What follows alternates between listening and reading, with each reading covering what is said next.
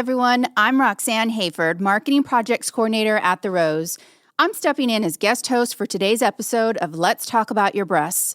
We're speaking with Amy Byer Shainman, a passionate advocate and expert on genetic testing and hereditary cancer risk, and award-winning author and film producer. Our conversation dives deep into the realities of BRCA mutations, family stories, and the choices that come with knowing your genetic risk. We'll also discuss Amy's latest film, Love, Danielle, which aims to break the silence around hereditary cancer risk with honesty and humor. If this conversation resonates with you, or if you know someone who might need to hear it, sharing this episode can make a real difference. When you pass it along to your family and friends, you help us grow, and you might help someone take the first step toward understanding their own risk. Please consider supporting our mission at therose.org. Let's talk about your breast. A different kind of podcast presented to you by The Rose, a breast center of excellence and a Texas treasure. You're going to hear frank discussions about tough topics, and you're going to learn why knowing about your breast could save your life. Thank you so much for joining us on Let's Talk About Your Breast. We're very excited to have you on the show, Amy. Thank you, Roxann. I'm excited to be here. Yes. We have a lot to talk about, so I want to just dive right in. So cancer awareness, specifically around genetic testing and understanding your risk, is very important to you. So I'd like for you to just share with our listeners a little bit about your journey and why you're so passionate about speaking with women and men about this. Well, it's really because of what didn't happen in my own family situation. So my sister was diagnosed with ovarian and uterine cancer back in 2008. And while the doctor saved her life, and she's still alive today, there was no mention of you need to have genetic counseling and genetic testing. They didn't press anything upon her. And she really had the red flags for hereditary cancer. So basically, I was so frustrated and became angry because what I learned was that clinical genetic testing had been around for 12 years for BRCA1 and BRCA2. So the fact that the puzzle pieces weren't being put together really fueled my advocacy efforts, and I just couldn't sleep at night. I couldn't sleep at night if I wasn't connecting the dots for other people. Because, subsequently when she tested positive, I then learned, okay, well, I'm now at risk. And what does that mean for me? So, and the more I learned, the more frustrated I got that these dots weren't being connected for people. Well, so for listeners who aren't as familiar with the BRCA gene, can you tell us exactly what that gene is and why a mutation in that gene can be so dangerous? So BRCA1 and BRCA2 are tumor suppressing genes. We all have them, and they protect you from getting cancer. But what happens is if you are born with a BRCA1 or 2 gene mutation, is that you are inherently at increased risk for developing certain cancers. And both women and men, mothers and fathers, can pass on a BRCA gene mutation to daughters and sons. Now, what are those cancers that you mentioned you will be at an elevated risk for developing? Well, so for females with BRCA, breast, ovarian, pancreatic, melanoma, and there is some evidence for increased risk of uterine cancer in BRCA1 carriers. But those are the main ones. Knowing that risk is there, with mammography, for example, because that's what we focus on. The Rose focuses on breast cancer, breast imaging.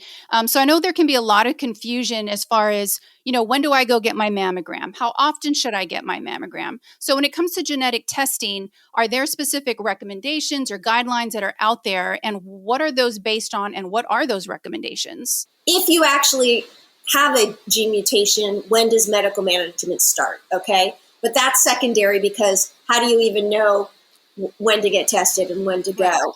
So I always say, look, it's really important to know your family medical history.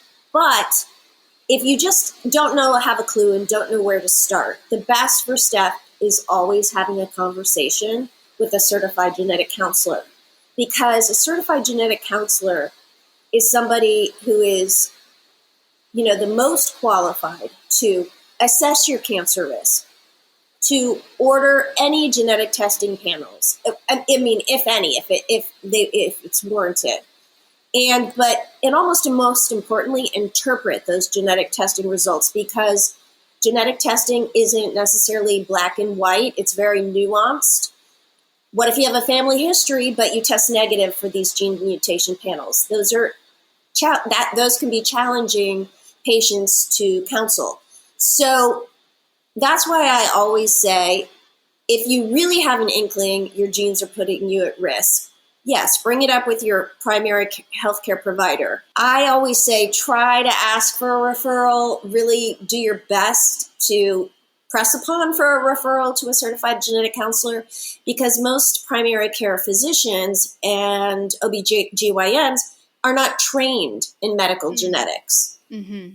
Okay, that makes sense. And speaking about that, can anybody, if anybody's interested, I'm just thinking, if we have a listener that says, hey, maybe that is something that I would like to do. You mentioned you speak with a genetic counselor, go to your doctor. So is that the first step? Is there a facility that, what I wouldn't want for somebody to do, I guess, is just go online, find a facility and just show up? Right. Well, because first of all, there's so many direct to consumer genetic tests, and not all are created equal. The labs aren't created equal. Some are not medical grade. So that's another reason that you want to go to a certified genetic counselor. And also insurance reasons. They know what boxes to check to get you covered. So National Society of Genetic Counselors, nsgc.org, they're a great resource. And you can go onto their website and you can speak to one in person or by phone. And you can go to the little find a genetic counselor, type in your zip code and your city, and the subspecialty would be cancer, and you can find one near you. You can always bring the subject up with your primary care provider and or your OBGYN. And for men, whether it's a urologist or your primary care provider. But as I mentioned before, those individuals aren't necessarily trained in medical genetics. So I always say, if you have a heart problem, you wouldn't go to a podiatrist. If you have a foot problem, you wouldn't go to a cardiologist. Mm-hmm. So that's why I'm a huge proponent and advocate for genetic counselors, because if you're going to be taking a test that is going to then deem these next really life-changing important steps in your life, don't you want to make sure that it's the right test that was ordered, that test was interpreted correctly? And that it's a medical grade test. So those are all very, very important things. I was actually going to ask you about that. Some people will walk out of there with, as you said, some life-changing information, some life-changing decisions that they have to make. And so if somebody is going to take this test, how should they prepare beforehand? I understand, making sure that you're with the certified genetic counselor, but is there anything somebody can do beforehand to just relieve a little bit of that apprehension, that nervousness that they might have because they don't know what the answer might be? Well, that's a great question, Roxann, because so many people go through the Google rabbit hole and they're like, what does it mean when you have this? If there's a support group in your area, if there are friends that have gone through an experience before, that's helpful. I always try to make myself available for people. I run a support group, the largest BRCA support group for women on Facebook. And there are support resources out there.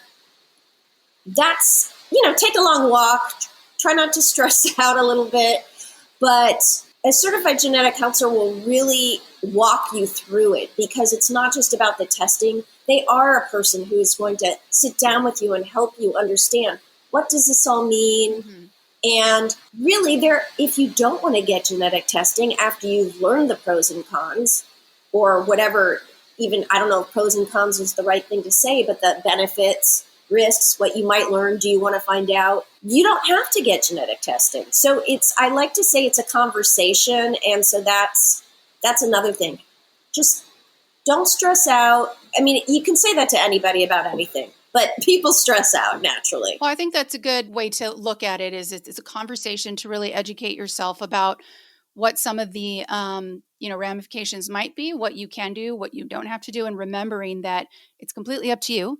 It's up to your family, and those loved ones that you would like to consult with as far as taking a test and then making those decisions moving forward. So you mentioned what we should look for in a testing facility, making sure that it is not just a kind of a random place that you can go to. You find something online because they might not be as thorough with the kind of panels that they do, and making sure that they can interpret those results in the best way possible for you. What are some of the challenges that you hear from women and men about not getting tested? And the reason that I ask this is because here at the Rose, of course, we deal with mammography.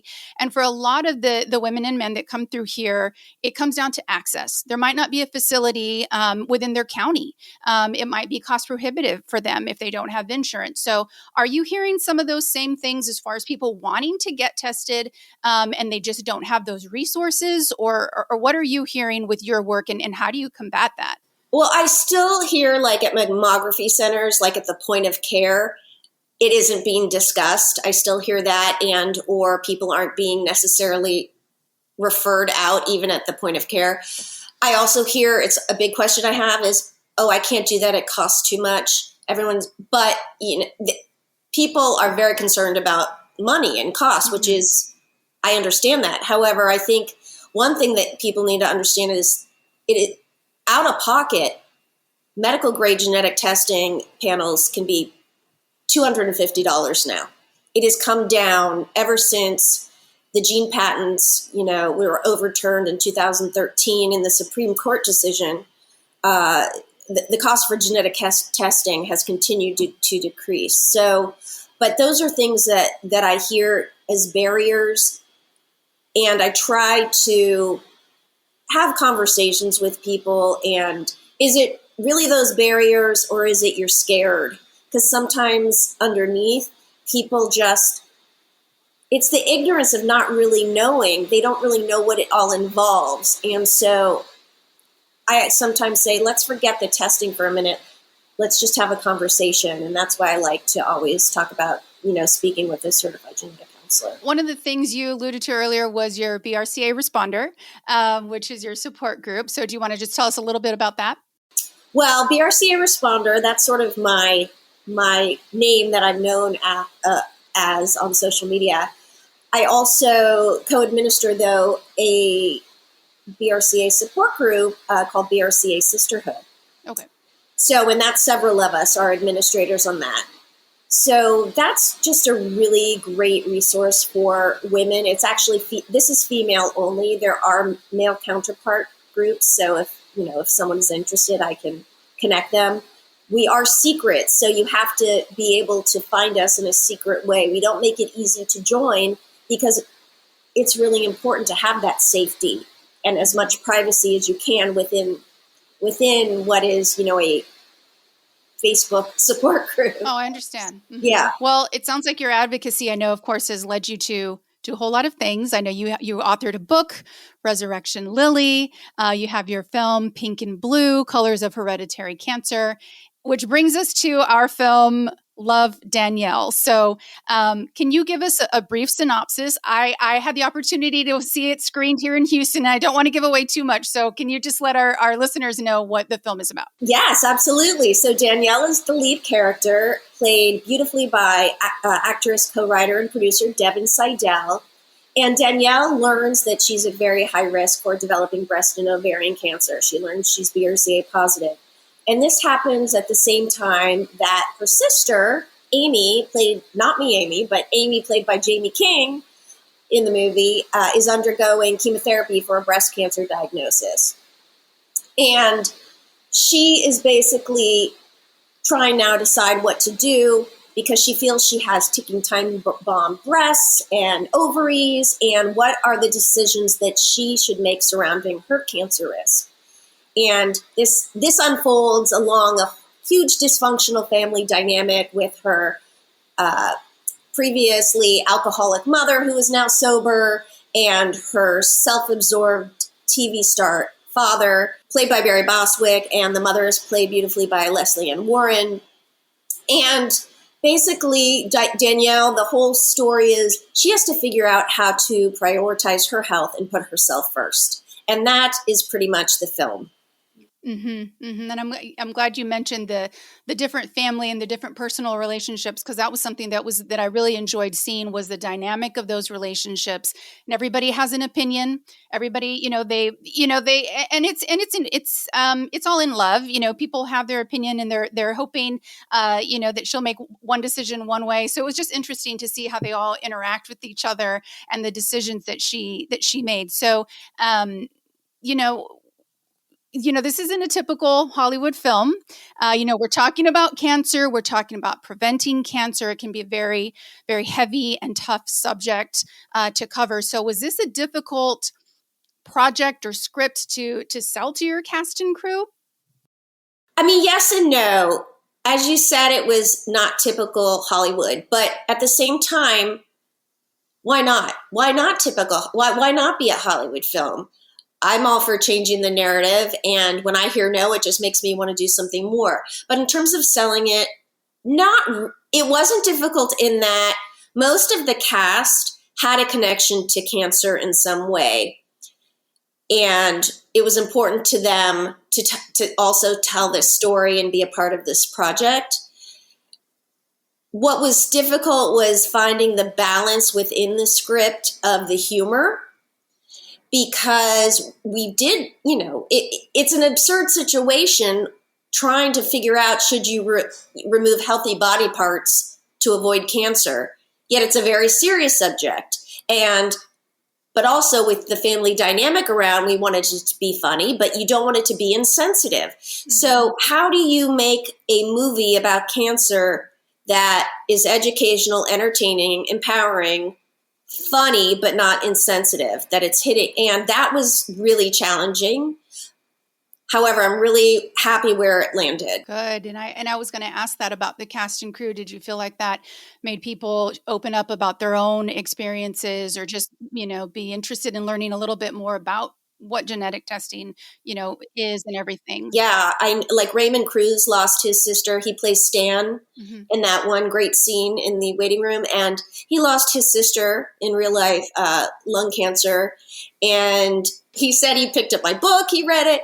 And, he was very interested in the subject and thought, gosh, it's a really important subject matter. And Barry Bostwick is a prostate cancer survivor. Jamie King, I know that she lost her best friend. She said her best friend died in her arms. So everyone has been touched in some capacity, and it was really important to them to be a part of it. Once that conversation gets started, it can be surprising that somebody else knew somebody that might have had this type of cancer. So I'm glad to hear that everybody was so open and supportive of everything. So now, because you had your own experience, was it difficult for you to separate your experience from what was being portrayed on the film through, with the Danielle character? That's a great question, Roxann. Was it difficult? I saw it as a project, and I really tried to keep my producer hat on and listen to feedback. And it's hard because you have to put your heart in it to have it have heart, yet you have to step away and almost become emotionless to say, is this working? Is this really the next step that should be taking? Does this visually look right? Should we include this? Should we not? So the parts where I had to step back, where I would say would be the parts that I personally didn't necessarily deal with. And that would be, I already had kids when I had found out about my BRCA gene mutation. Devin did not. So that right there was different. So, and this was Danielle's story, and loosely based on, Devin's experience. So that was a different scenario. However, I also know that what are the barriers why someone wouldn't choose to have children? Well, it's very expensive, fertility treatments, IVF, all of those things. They may not necessarily want them. They may not want to wait in that time frame, of risk. Because Devin, she had to live with, do I want to wait and actually get cancer? So the recommendations for BRCA1 carriers is to get your ovaries and fallopian tubes removed between the ages of 35 and 40 or after childbearing is complete. And in the movie, Danielle's aunt had ovarian cancer and died at age 43. And in real life, Devin had to decide, is she or is she not having kids? And this was very similar to what Danielle goes through in the film. And she had lost her aunt to ovarian cancer. She was in that age group. She had seen her sister with the breast cancer diagnosis. She was scared, and she didn't want to taste that risk. And the genetic counselor had said, hey, you should probably do this sooner than later. But ultimately, Danielle decided, this is the choice that I think I have to make and to save myself. And that was a choice that I didn't have to make. I already had kids by the time when I found out I had a BRCA gene mutation. So I felt lucky that I had evaded or escaped a cancer diagnosis up until that point. I was, 40 years old. But at the same time, because I was 40 on the tail end of those guidelines to get my ovaries out, I just, went full steam ahead and wanted to get those surgeries. And I wanted, you mentioned having to step back at different times or, there were differences obviously in between the situations. So were there times that you did pause and say, I remember that, or I remember those feelings or maybe confusion, what you envision for your future being so different from the reality right now? 100% when Danielle says, I'm scared. When she's talking to her husband, Pat, in the bakery, that she's scared. She's contemplating going through with the ovaries removal, the bilateral salpingo oophorectomy, hysterectomy. She says, I'm scared. That I 100% related to because I was on the fence with my husband and I. We did want to possibly have a third child. And the fact of the matter was I was scared. I wanted to be there for the kids that I had. And I was scared that if I waited and I did go and have another child, that I would be diagnosed with ovarian cancer. I was too scared. Mm-hmm. So I really related to that part of the film when, she's just really scared, thinking about her husband and herself, with a child, and then her getting diagnosed with ovarian cancer and or just being scared in general. I think that's definitely a very, relatable feeling and, just that terror, I guess it can wash over you. And for some, I know it can be very paralyzing and it can cause people to not take any action. And I think sometimes by doing that, though, it can be early detection is what's so important, right? But, for ovarian cancer, however, Roxann, right, there are no reliable screening methods. And that is why it's so scary. And especially with BRCA1, which Danielle in the movie has, and Devin and myself have. Mm-hmm. And our personal family history combined with that BRCA mutation, our risk was upward, probably around 50%. It was already so high. Mm-hmm. Yes, which is really high comparing that to, 1 to 2%, the average population. So we're talking about a really exceedingly high risk for ovarian cancer, mm-hmm, which is scary. Earlier, we were talking about female risk, and for males with BRCA, prostate cancer, male breast cancer, pancreatic cancer, melanoma, those are things to look out for. And I think it's really important for people to know that 1 in 200 to 400 individuals worldwide carries a BRCA gene mutation. And there are certain ethnic populations that have almost a 10 times greater risk. The Ashkenazi Jewish population is one, Latina community has greater risk. And the reason primarily I would say we really wanted to do Love Danielle is that there have been other BRCA storylines, other great shows like The Bold Type, Dead to Me. I know BRCA has been mentioned on Grey's Anatomy. And which I always appreciate any storyline that has the subject in there. I think what we wanted to do is obviously make a whole movie around it because we wanted the attention on it. And because we feel that there have not been enough storylines about it and minimal conversation on TV and film about it. So we really wanted to get the information, education, awareness out there so it has a trickle-down effect when people watch it and they really get that knowledge ingrained in them. Well, you mentioned children. You have 2 children now. So have they seen this film? Do they understand the choices that you made and why you made them? Well, they are adult children. They're in their 20s. So, yes, they've known my advocacy for a long time. They were 5 and 8 when I actually underwent my own preventative surgeries, and they've seen what I do. And when they were younger, they'd be like, "Are you doing that breast cancer stuff again?" I'm like, "Yes, I am."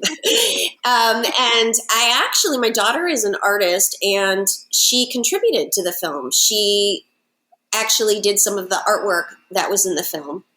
Oh. And she has seen bits and pieces. She has not seen it all the way through. Either as my son. They've seen bits and pieces. And my husband actually has a little cameo in it too, a narration in it. He does the medical narration in one of the scenes. Anyone who would work for free as a producer, I signed them up. Well, hopefully they'll get a chance to see the full film. As I mentioned, I got to see it when it was being screened here in Houston and really enjoyed watching the film. Just want to know now, well, actually with the film, is it going to be released in theaters for the masses to go and watch and learn from? Well, we do have a release plan, and that should be later in the fall. So everyone needs to look out for it. And whether we are in theaters or direct to streaming is still, we're not quite sure yet, but there is a plan.